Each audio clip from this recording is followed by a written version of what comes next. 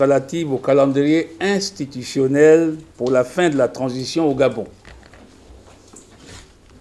Messieurs les ministres d'État, Mesdames et Messieurs les membres du gouvernement, chers collègues, Mesdames et Messieurs les membres de la presse nationale et internationale, Mesdames et Messieurs, bienvenue à ce point de presse du ministère de la Réforme et des Relations avec les institutions sur les hautes instructions du président de la République, chef de l'État, chef du gouvernement, son Excellence Brice Clotaire Oligui Nguema, j'ai l'insigne honneur aujourd'hui de vous présenter les grandes lignes du réaménagement du calendrier institutionnel de la transition.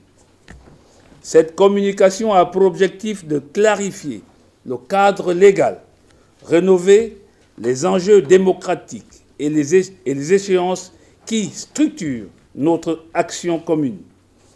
Nous agissons avec transparence et précision afin que chacun puisse suivre, comprendre et accompagner ce processus dans un esprit de responsabilité et de confiance mutuelle. À la lumière des directives données et du fait que notre pays s'est récemment doté d'une nouvelle constitution et d'un nouveau code électoral qui fixe le cap et les mécanismes de notre vie démocratique, ce réaménagement se veut un acte de discipline et de fidélité à l'état de droit.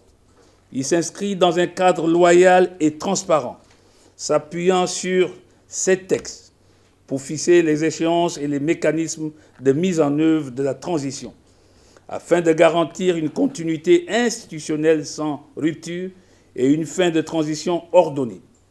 On peut citer entre autres les articles 73 et 84 de la Constitution, ainsi que les articles 276, 245, 273, 274, 275 du Code électoral, qui ont essentiellement guidé ce réaménagement.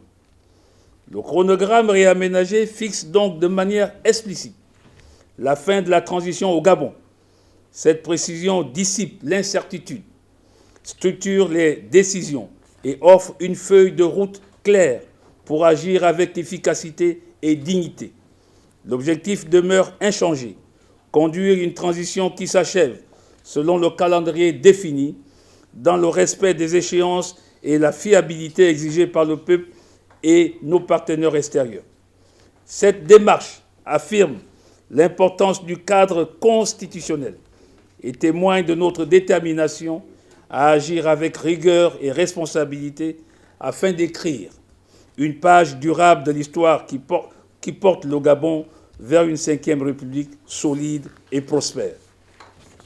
Aujourd'hui, nous proposons une approche politique résolue et inclusive, une dynamique de progrès mesurée mais ferme, une gouvernance qui écoute et agit avec discernement, une vision partagée qui transforme l'incertitude en opportunité et rassure ceux qui nous accordent leur confiance.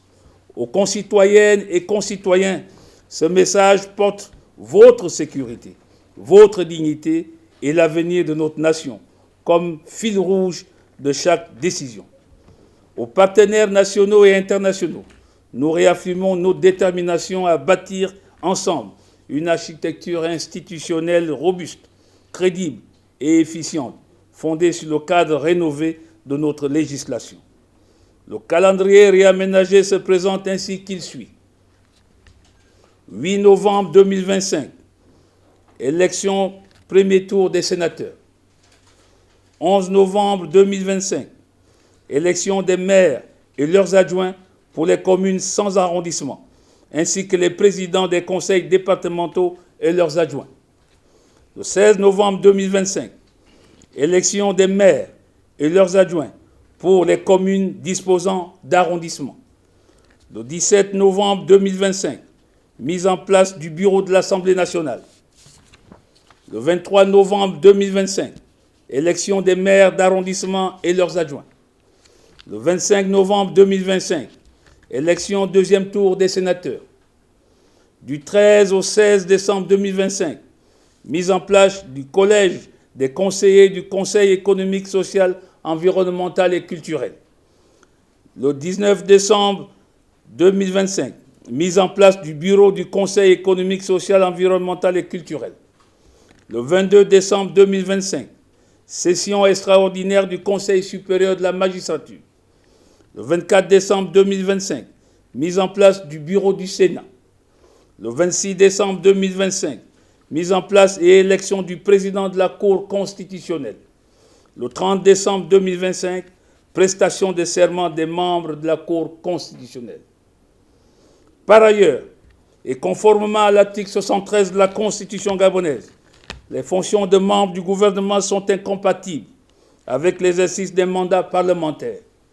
Les ministres concernés doivent, à partir de la publication officielle, déposer leur démission auprès du président de la République, chef de l'État, chef du gouvernement, et ce avant l'installation du bureau du Parlement auquel ils sont membres. Mesdames et messieurs, comme vous pouvez le remarquer, l'essentiel du chronogramme de la transition est bien maintenu et s'achèvera à la fin du mois de décembre 2025, conformément à l'engagement solennel du président de la République, chef de l'État, chef du gouvernement, son Excellence Brice Clotaire Oligui Nguema, à qui nous rendons un hommage sincère, car la parole donnée est une dette que l'on paie avec son honneur. Je vous remercie.